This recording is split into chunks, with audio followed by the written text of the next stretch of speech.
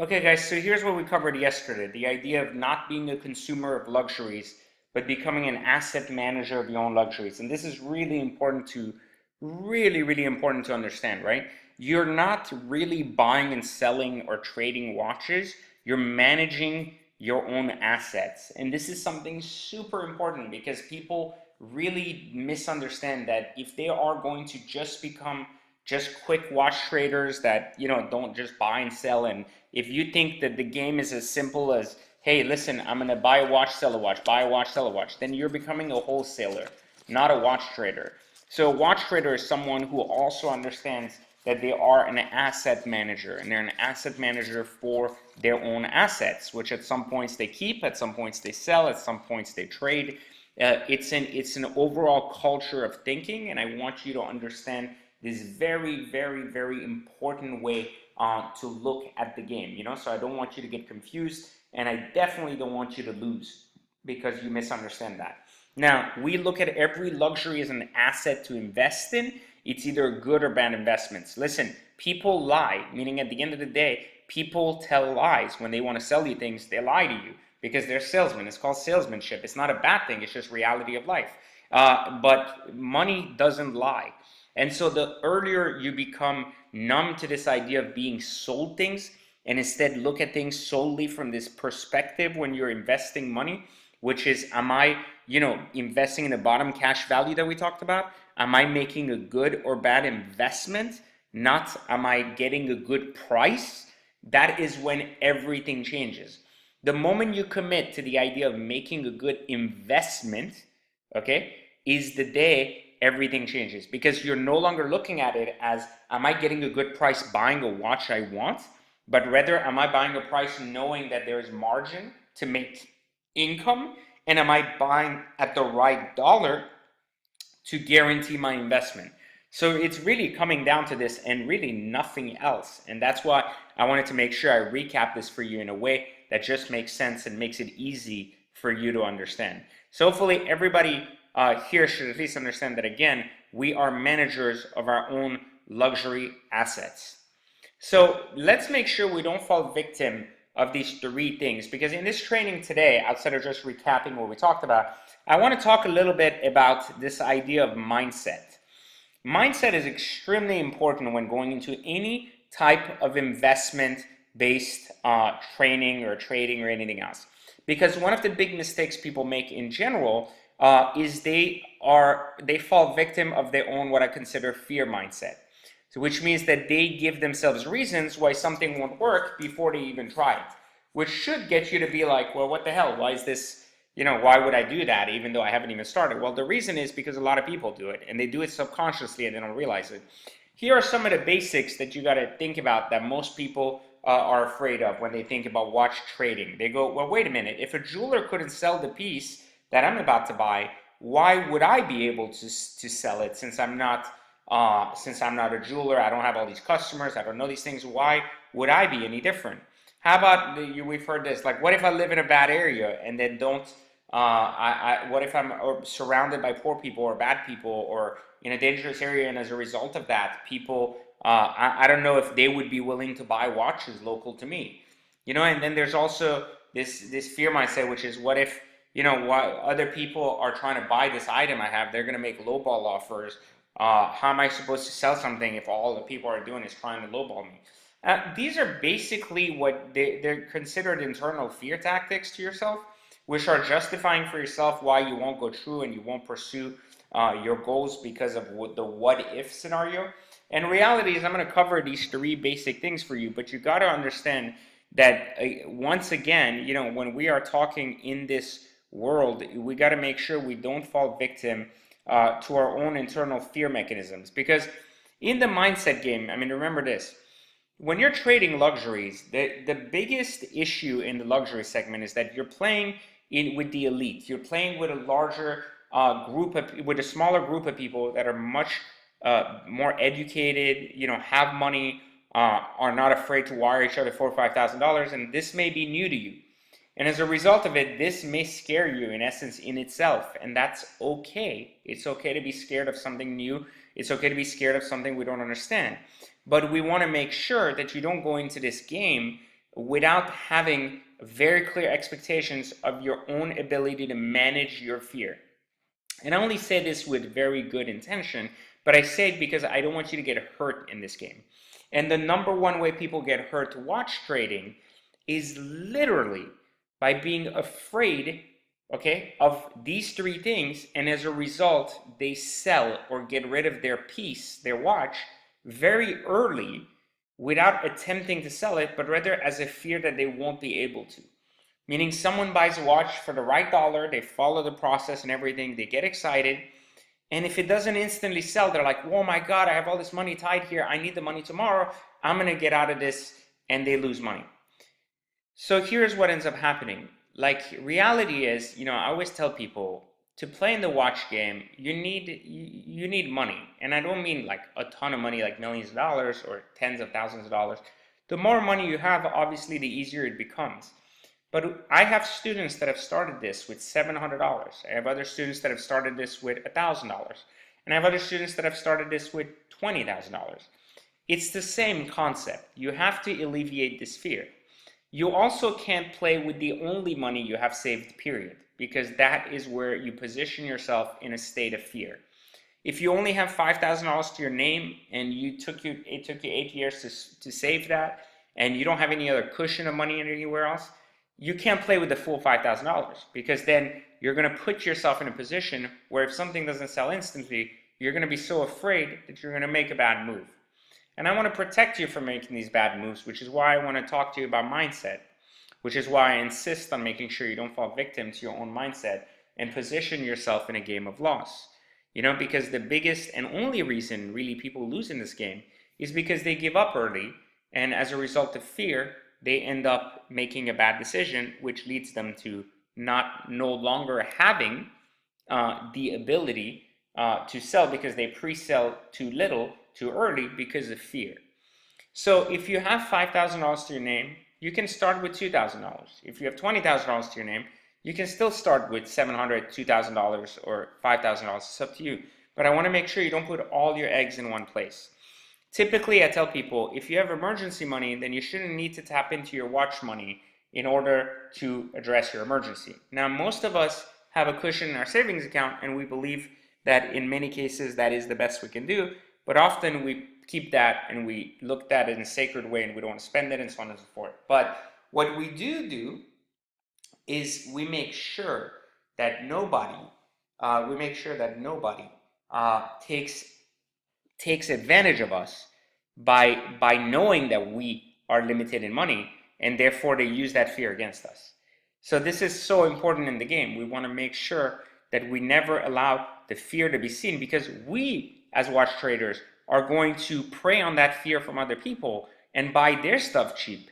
And we don't want to fall victim to that fear for us, because a lot of people that are not watch traders, people that are just normal people owning watches, have legitimately poor financial situations and are in need of selling their watches, are in need of getting out of their stuff in order to address other parts of their lives. And that is okay, but as I said earlier, we are not here to worry about the emotional state of it. We are here to look at everything as a number, as a good or bad investment, and leave it just as that. And so we must understand that if we fall victim to our own emotional state, other people will look at us as just that same number and will take advantage of that to get us to lower our prices and get out based on fear. So we don't want to become a consumer of our own strategies as it pertains to other people. So let me address these basic three things so you can understand how you can alleviate this fear and move on with this abundance mindset instead of a fear mindset. If a jeweler can't sell it, why would I? Well, that's a fantastic question. Jewelers, just like car dealers, are not trained to sell specific units. They have hundreds, if not thousands, of watches. As a result of that, they are relying on bringing traffic to their stores in general. Because of this very macro look at their entire store, they do not really pay attention to the fact that one watch is highly desired right now. They're going to put extra time to advertise that and so on and so forth. They just advertise the core idea that they have the watches people want. People should check out their inventory and make them offers. They rely primarily on a large network base of people walking in or looking them up locally to come and make a purchase there. The big and most important thing about jewelers that you have to understand is they are not out there advertising one piece at a time, two pieces at a time, not even 10 pieces at a time. They're not even active in a lot of different things I'm going to show you in the upcoming days as far as where to sell the watches. They just pretty much put up their watches in inventory and get traffic to their store and hope that people buy them. The same can be said for a lot of large watch resellers like Govberg. If we look at a Govberg, which is the largest independent jeweler in pretty much the United States, if not the world, Govberg receives a ton of inventory. They have all the right watches, but they're not advertising a specific watch. They rely heavily on Google ads to attract you to watches you've been previously searching. As a result of that, a jeweler is not an independent salesperson that really focuses on moving a watch. They simply focus on bringing in traffic. That is how you're going to be different. Because they don't have a clientele for a particular watch, they look at that watch as a liability to their portfolio. That liability does not have to be a liability to you. It can be an asset because of their fear of not selling it, and therefore it gives you a competitive advantage. Now, what if you live in a bad area? That's another great, fantastic thought. Every single person that has access to a post office, that has the ability to walk or get to the post office, that has a computer and the ability to make a purchase of a watch, so therefore has a bank account, can play in this game. You do not need to worry about living in a bad area. You are not going to be meeting people face to face in order to make deals. Is it possible? Sure. Is it likely? No. 99.9% of the inventory I purchase is strictly online and through wire transfers and PayPal and everything else. It is not through a meeting in person at a Starbucks or anything else. So I'm not necessarily worried about getting robbed or anything. Now, you want to be careful to make sure that if you do live in an area that's not as favorable, you're not sharing with people what you do, where you're walking around, why are you going to the post office because you have an expensive watch with you, and so on and so forth. There is a level of discretion that is very much needed in this game to ensure that people aren't targeting you or using that against you. It's so important. I cannot stress it enough. So do not fall victim to that mindset, right?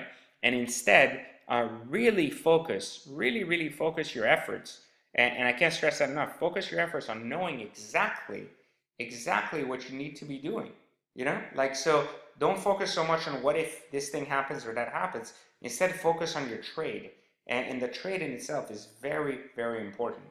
Now, before I get to the third one, let me talk about the trade in general, because a lot of people don't seem to understand. You see, there's two types of people in the world. There's the people that go into something because of the results, and there's people that go into it because they understand that everything takes a process. So I'm sure you guys have friends too, people that have come to you and said, hey, you invest in stocks? What's a good stock tip for me? They don't necessarily want to learn how to trade stocks. They want to get lucky with a tip you give them. And this is very, very important to understand that the same can be said about the watch market. There's a lot of people that come into this game and say, hey, what watch should I buy? What watch should I sell? I just want to make a couple of bucks. And that's not what we're doing here. Then there's the other people that say, hey, listen, I want to learn the process. I want to learn how to do this so I can really understand and comprehend how to actually become a watch trader so I can continuously do this on my own. I'm not looking for a tip on which watch to buy. I'm looking to learn the trade. The faster you commit to the trade, the process, and how it works, the more abundance and money will come to you. The more you focus on just the idea of doing nothing more than just making a deal or two, the more you're positioning yourself for a gamble and could lose money. So that mindset is very important, the commitment to the trade, not to just the result. Now, as you get into this game, you will realize that other people are just like you. They want to make money on watches, and there's a large group of us. Believe it or not, into the United States, there's probably hundreds of thousands of people that are watch traders and are very successful at it. As a result of it, they will use fear tactics to try to buy your inventory. Some of the people that will reach out to you to buy watches from you will not be in a position to buy the watches at the price you want. Instead, they will be looking to buy the watches in a position where they can resell the watches. Again, a very different game that we must not confuse with one another. Super important because people get lost in that translation, and I want to make sure you don't. So please just remember that if people make you offers that are much lower than what you bought a watch for, especially if you followed the strategy that I'm going to teach you and bought the watches properly, you will definitely 100% be making a grave mistake if you sold the watches at less, or if you believe that you get afraid because someone that tells you they've been in this game a long time, their jeweler or anything else is making you feel like potentially you lost as a result of the decision you've made to buy a certain way. And I want to make sure you don't fall victim to that. It's so important not to, because it's so easy to fall victim to that and just as a result make significant mistakes. I don't want you to make these mistakes, which is why I'm sharing all of this learning with you, because I want to make sure that you are taking the time to learn the trade in essence. So these are the three things you got to make sure you don't fall victim of, especially with your mindset as you're new to watch trading. Now, the one thing you got to start learning in the watch trading game in general is that no emotions equal bigger dollars. Meaning, if for example, you hear that someone lost their father and they're selling their latest watch, or someone's cousin died, they need money, you got to turn off your emotions. You got to stop thinking, I feel bad for that guy, I don't want to make him a low offer. You got to be willing to kind of turn that off and think of that as you're helping that person. They need money, you're offering money. Obviously it's not what they want, but it's not your job to accept or decline the offer you're making. Your job is to make the offer and allow them the chance to either accept or decline it. It's very important that you don't fall victim to this idea that, oh, I have to do this or I have to do that this way or this way in order for it to make sense. So in other words, what I'm trying to say here to you is that you got to turn the feelings off, because if you get emotional and you start paying people more than you should because of their situation, or you start feeling bad for people, so you start making sales lower than you should, then you're going to start facing this very gigantic problem that you're going to be shrinking your own margin. You're going to be expanding your risk exposure like we talked about the other day, and you're going to be killing yourself in literally preventing yourself from being successful, because you're cutting your margins so low only to make people happy that just don't matter. So that's really important. The other thing that's really important is you got to also cut out this idea that I want something, therefore I'm willing to pay more for it. This is a very big problem amongst people who love watches or love cars. If they love a certain type or a certain thing, like let's say you really like Rolexes and you've always wanted to own a black Rolex, you suddenly start forgetting that you have a training here that is helping you make sure that even though you want that black Rolex, you can still have it in the right way so that you are not overexposing yourself or making mistakes. And so ultimately what I'm trying to tell you here, very, very important, is that the earlier you turn off your emotions and the earlier you become logical about your approach to this business, the further your margins expand, the further the income you create grows, and the further you go in this game. So become numb to what you want and start loving money more than watches or luxuries. It's very, very important. And so hopefully everything I'm saying here makes sense. One last thing I'll leave you with before we kind of talk about tomorrow's lesson is remember that anything is for sale at the right price. No matter how much you love it, get rid of it as long as you make money and the price is right. Also, when you make offers, remember there's always a right price today and an even better price tomorrow. Now, I can't, don't tell that to people who are buying from you, but when you are buying from them, keep that in mind. Do not be afraid in this game to get blunt with people, make offers. Don't be afraid of them telling you to fuck off, or that you're not good enough, or you're an asshole, you're an idiot, you don't know the market, blah, blah, blah. Get insulting because they're insulted by your offer. It's okay. Like, you got to grow a set of balls, and you got to be very strong-minded in this game to not be afraid of the reaction you get from people. So if you send someone an email and say, hey, listen, I'm going to buy this for this much, and they're like, fuck you, it's okay. Like, don't get annoyed, don't get angry, don't feel like you've insulted somebody, don't even respond. Remember that when you make offers, it's very important to understand that the mindset in this game is that you're a man of your word and you're good to your word. So when you make an offer, don't make unlimited offers that you don't plan to go through with. Make sure that you hold yourself. We're going to cover tomorrow the whole reputation thing and the accountability, which is very important. But one of the things I want you guys to understand very much in this game is that, you know, when you make offers in price, like you send someone an offer for $3,500 on a watch and they're thinking it over or they're saying no, remember that just when you made that offer, they will come back if they can't sell that watch and say, are you still interested? Like about 9 out of 10 watches I buy happen that way. I make an offer and I'm told no. And then very quickly after, like a day, a week, a month, sometimes 6 months later, I get an email that says, hey, we talked about buying my watch. Are you still interested? And I'll be like, oh, I am, but either yes, I am because the offer I had made was very fair, or, you know, no, right now, because I'm not really looking anymore. I'll buy it, but only at this new price. Again, the conversation continues, and that's what I want you to understand. So tomorrow, we're going to cover one more topic, and then go on and have a live discussion to make sure you guys understood all this. So just please, please, please double check and make sure you go back through this if you're confused. This is the mindset section, which is extremely important to make sure you don't lose yourself to your own emotions, okay?